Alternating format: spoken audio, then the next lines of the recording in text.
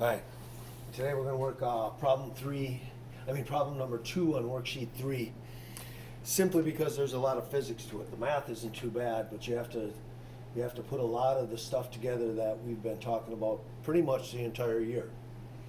Problem starts out with amusement park ride where it spins in a circle and you get held to the wall while the floor drops out.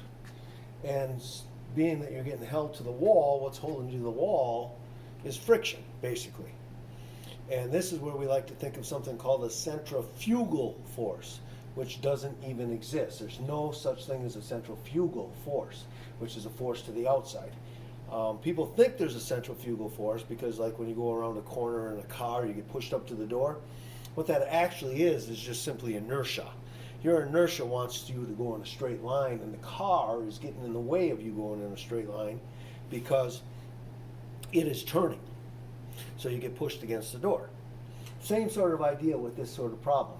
It gives you a radius, 1.5 meters.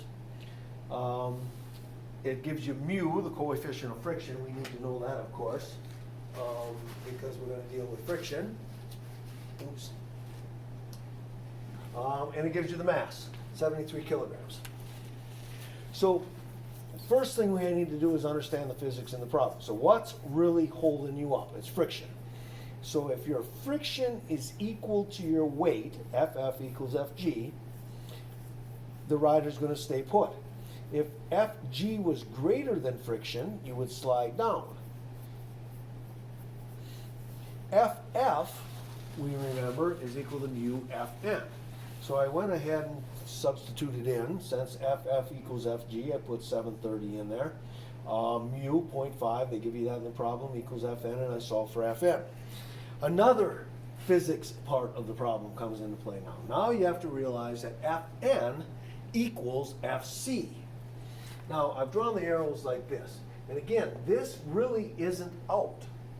I mean, we like to think of it that way, like we're getting pushed out, but it's actually just our inertia.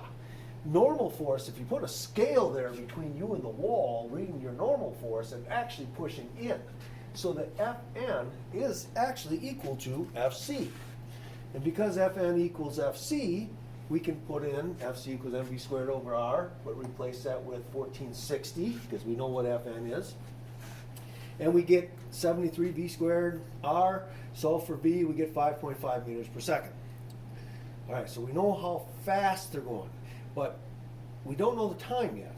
So we got to go back to our dirt equation, distance equals rate times time, where the distance in a circle is circumference.